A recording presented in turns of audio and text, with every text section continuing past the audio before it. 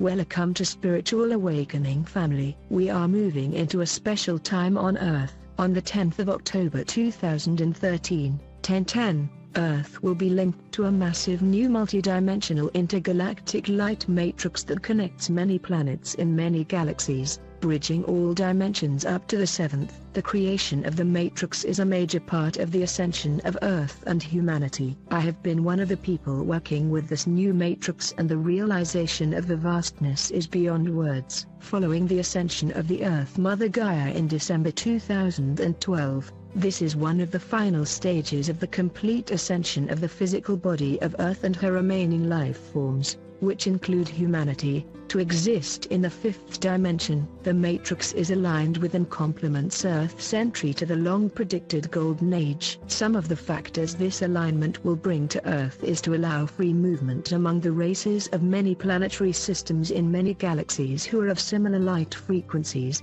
It will allow free movement of the galactic light space fleets, including the Ashtar Command. It will enable the elemental and divic worlds to come and go and travel across dimensions easily. It will permit the new guardianship of Earth to quickly summon additional numbers in higher dimensions to help effect certain events at key points on Earth. Its creation allows for activation of cells and strands of DNA within humanity to permit a leap in mankind's awareness and ease of thought of the existence of higher planes occurs. It will allow every human reaching a specific frequency to be able to move freely back and forth into the higher dimensions with their light body or with their physical body for those who have transmuted back to a higher light frequency, and it opens the possibility for any human being on Earth who rapidly attains enlightenment to move more easily to the seventh dimension. It also dissolves the dimensional barriers, thus allowing mankind to see and be aware of other dimensions. That means everyone has the possibility to see, if they're in a space to handle it.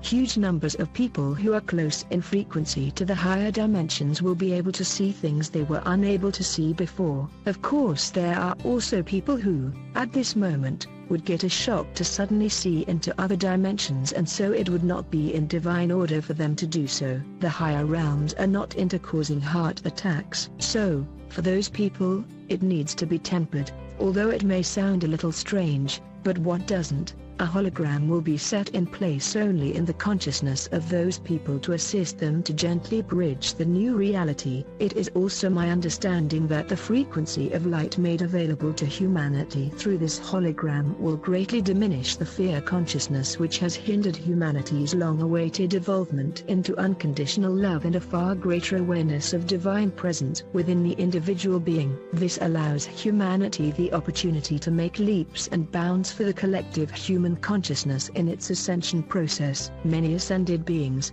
cosmic masters and space fleets across the universe, as well as many lightworkers on Earth, in particular the more recent lightworkers, ETs and walk-ins, have brought about the realization of this goal. The starseeds and lightworkers who arrived long ago are also involved, but most of their involvement, some have more, is helping on the day, 10:10, by holding the light as the new matrix is anchored to Earth. This is extremely important. Many lightworkers already live by the universal law of service. In this regard, they operate in the seventh dimension. There are some lightworkers who are very close to aligning with this law, but still have some focus on service to self. The message is specifically for lightworkers who strongly wish to live in service to others, but are not quite there yet. We can think with it because we see we have a strong intention to help, but in case you are not quite there, you may like to check your inner truth to see if a little more focus would bring you fully into this space.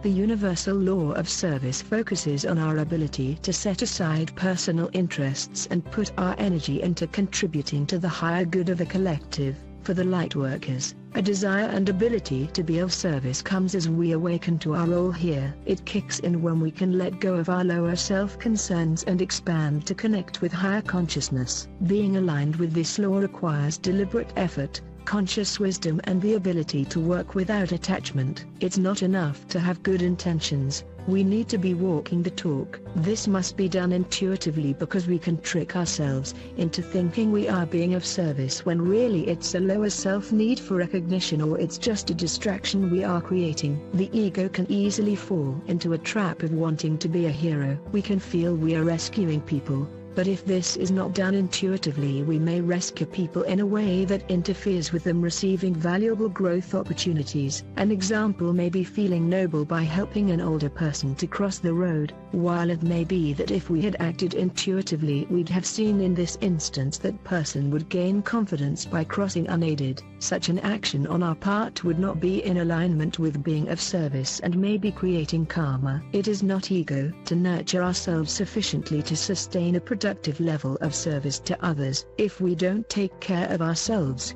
we deplete our energy and are unable to serve. We clear karma when we are truly of service without thinking about what's in it for us. From this place of selfless service, we become clear conduits for spirit. We step up and are supported by higher energies working through us in ways we may not have imagined. This can only happen when we get our ego out of the way. As we know, mathematics plays a large part in the universe. Specific mathematical numbers of people are often required for certain events to take place. Even the predominant reality on Earth is dependent on how many beings currently believe that reality. Their thoughts, beliefs mean they are then creating it. Specific numbers have permitted this matrix to be linked to Earth. Now we come to the point of this message today. The alignment to the matrix is a blessing, but it also needs to be earned. Archangel Metatron has indicated that in order for Earth to continue to fully align to this matrix, a specific number of lightworkers are required to be operating in the frequency of the 7th dimension. At this moment,